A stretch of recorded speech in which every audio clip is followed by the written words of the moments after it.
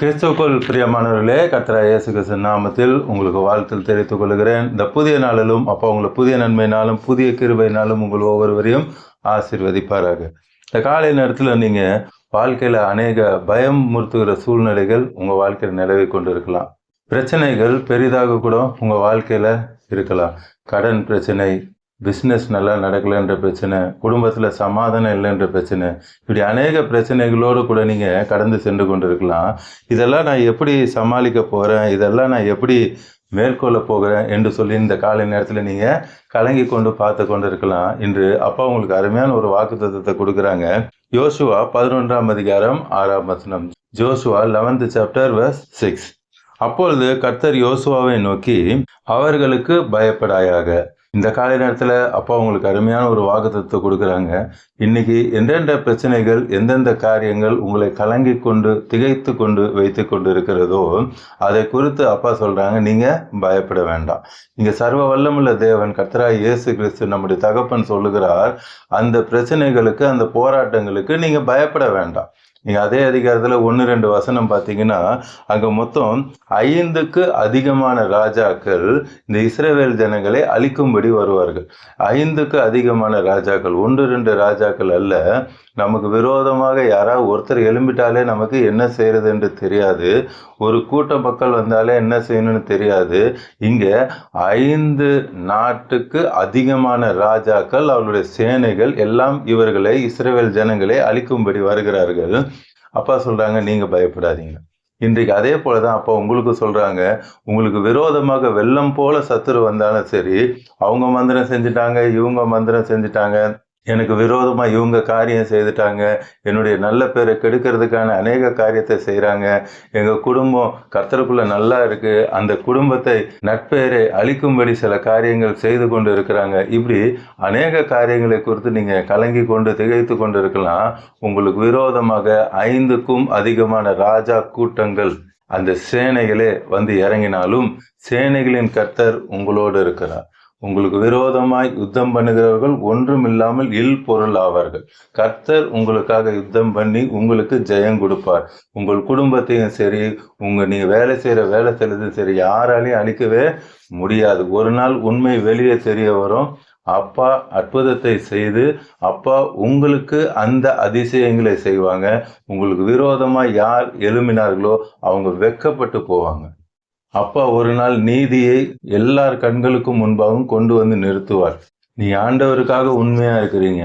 அப்பா சொல்றாங்க, நான் என்னுடைய பிள்ளை பட்சத்துல இருக்கிறேன். உங்களுக்கு விரோதமா எவ்வளோ காரியம் செய்திருக்கிறாங்க. அப்பா சொல்றாங்க, அவ்வளோ காரியம் செய்தாலும் சரி, நீங்க கலங்கி தேய்க்காதீங்க. அப்பாவை மட்டும் உறுதியா பற்றி கொள்ளுங்க. அப்பா பெரிய காரியங்கள் செய்கிறதை உங்க வாழ்க்கையில நீங்க பார்க்க போறீங்க.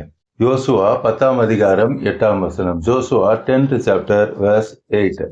கர்த்தர் யோசுவாவை நோக்கி, அவர்களுக்கு பயப்படாயாக, உன் கைகளில் அவர்களை ஒப்பு கொடுத்தேன். அப்பா சொல்றாங்க, நீங்க பயப்பட வேண்டாம். திருப்பவும் அப்பா சொல்றாங்க, நீங்க எதற்கும் பயப்பட வேண்டாம். உங்க கண்களுக்கு முன்பாக எது பிரச்சனையாக, எது போராட்டமாக இருக்கிறதோ அது உங்க கையில நான் ஒப்பு கொடுத்தேன் என்று சொல்லுகிறார். அவர்கள் ஒருவரும் உனக்கு முன்பாக நிற்பது இல்லை. ஒருத்தர் கூட உங்களுக்கு முன்பாக நிற்கவே முடியாது. நான் எல்லாவற்றையும் பார்த்து கொள்வேன் என்று சொல்லி அப்பா சொல்றாங்க. 10வது வசனத்துல பாருங்க, கர்த்தரோ அவர்கள் இஸ்ரவேலுக்கு முன்பாக கலங்க பண்ணினார். அப்ப என்ன பண்ணிட்டாங்க, எல்லாரையும் கலங்க பண்ணுவாங்க. உங்களுக்கு விரோதமா யார் எழும்பினாலும் அவர்களை அப்பா கலங்க பண்ணுவாங்க. அப்பா உங்களுக்காக யுத்தம் பண்றாங்க. இங்க பாருங்க, அடுத்த வசனம் 11ஆம் வசனம் பாருங்க, verse 11ல, அசைக்கா மட்டும் ஓடுகிற அவர்கள் மேல் கர்த்தர் வானத்திலிருந்து பெரிய கற்களை விழ பண்ணினார், அவர்கள் செத்தார்கள். இஸ்ரவேல் புத்திரர் பட்டயத்தால் கொண்டவர்களை பார்க்கிலும் கல் மலையினால் செத்தவர்கள் அநேகராய் இருந்தார்கள். அல்லேலூயா. நீங்க யுத்தம் பண்ணினதை விட கர்த்தர் யுத்தம் பண்ணி தான் அங்க ஜெயம் கொடுத்தார். அதான் அப்பா சொல்றாங்க, நீங்க எதுக்கும் கவலைப்பட வேண்டியது இல்லை. நான் உங்களுக்கு ஜெயம் தருகிற தேவனா இருக்கிறேன். நிச்சயமாக அப்பா உங்களுக்கு ஜெயம் தருவாங்க. இங்க நீங்க தொடர்ந்து நீங்க படிச்சு பார்த்தீங்கன்னா, சூரியன் சந்திரன் கூட யோசுவா சொல்லும் போது அப்படியே நின்றது. கர்த்தர் யோசுவாவோட வார்த்தையை கனப்படுத்தினார். ஏன் கனப்படுத்தினார்? யோசுவா அப்பாவுக்குள்ள ஸ்டெடியாக இருந்தாங்க. இன்று நீங்களும் இவ்வளோ பிரச்சனை போராட்டத்தில் அப்பாவோட வார்த்தையில ஸ்டெடியா இருக்கும் பொழுது உங்கள் வார்த்தையின்படி அது ஆக கடவுது. நான் அநேக ஜால கடன் கொடுப்பேன், நானும் கடன் வாங்காது இருப்பேன். அப்பா உங்க தழும்புலால எனக்கு சோகம் கொடுத்ததுக்காக சோத்திரம், பூமியில் உள்ள சகல ஜாலும் என்னை மேன்மையா வைத்ததுக்காக சோத்திரம், கர்த்தர் நிச்சயமா எனக்கு ஒரு வீட்டை உண்டு பண்ணினார் என்று நீங்க அப்பாவோட வார்த்தையை சொல்லும் பொழுது, அப்பாவோட வார்த்தையில நிலைத்து இருக்கும் போது அந்த வார்த்தை நிறைவேறும்.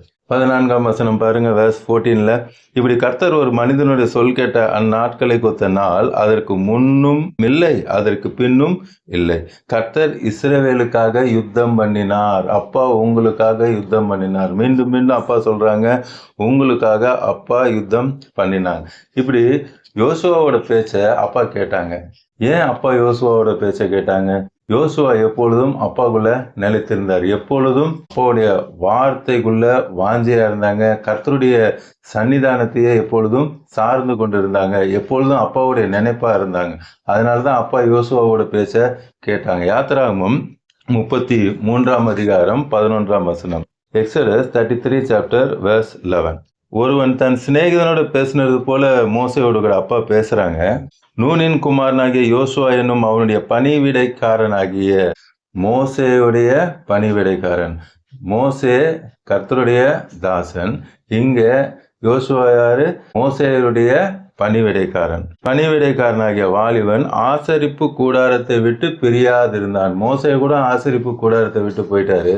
ஆனா யோசுவா ஆசரிப்பு கூடாரத்தை விட்டு பிரியாதிருந்தார். எப்பொழுதும் ஏசப்பா வேதம் சொல்லி அப்பாவோட வார்த்தையே விசுவாசித்து கொண்டு இருந்தார். அதுதான் முதல் தகுதி. எப்பொழுதும் நாம அப்பாவுடைய வார்த்தையை அதிகமாய் படித்து அப்பாவுடைய சந்நிதியில நாம காத்து கொண்டு இருக்கும் பொழுது ஜெபித்து கொண்டு அப்பாவுக்கு பிரியமாய் நாம் இருக்க வேண்டும். அதுதாங்க யோசுவா செய்தார். இன்னைக்கு நம்ம போய் ஆசரிப்பு கூடாரத்தில் 24 மணி நேரம் உட்கார முடியாது. நம்ம அதிகமாக வீட்டில் இருக்கும்போது ஜெபம் பண்ணணும். அதிகமாக வேதத்தை வாசிக்க வேண்டும். யோசுவா 1ஆம் அதிகாரம் முதல் வசனத்திலும் பார்த்தீங்கன்னா, ஜோசுவா 1:1ல கர்த்தருடைய தாசனாகிய மோசே மரித்த பின்பு மோசேயின் ஊழியக்காரனாகிய நூனின் குமாரனாகிய யோசுவாவை நோக்கி. எப்போ இங்க சார்ஜ் எடுக்கும் பொழுது கூட யோசுவாவை எப்படி சொல்றாங்க? மோசேயுடைய பணிவிடைக்காரன், மோசேயுடைய ஊழியக்காரனாக தான் இருந்தாரு. அப்பாவுக்கு நம்ம பிரியமாய் வாழ வேதத்தை அதிகமாய் படிக்க அப்பா அப்புறமா எப்படி கூப்பிட்டாரு தெரியுமா? இந்த யோசுவாவை பார்த்து, யோசுவா 24ஆம் அதிகாரம் 29ஆம் வசனம். Joshua 24 chapter verse 29. இந்த காரியங்கள் நடந்த பின்பு நூனின் குமாரனாகிய யோசுவா என்னும் கர்த்தருடைய ஊழியக்காரன், அல்லேலூயா, மோசையோட பணிவிடைக்காரனாக ஊழியக்காரனாக இருந்த இந்த யோசுவா இப்ப எப்படி மாறிட்டாரு?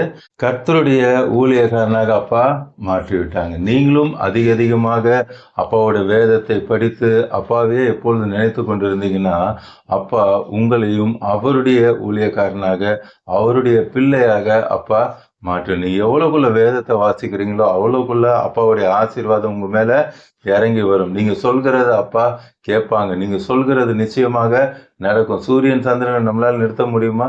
யோசுவா சொல்லும்போது நின்றது. ஏன் நின்றது? அவன் எப்பொழுதும் கர்த்தருடைய வேதத்தில் பிரியமா இருந்து கர்த்தருடைய வேதத்தை இரவும் பகலும் தியானமா இருந்து கர்த்தருடைய வேதத்தின் மேல் பக்தி வைராகியமா இருந்து கர்த்தருடைய வழிகளில் நடந்த மனிதன் அவர்.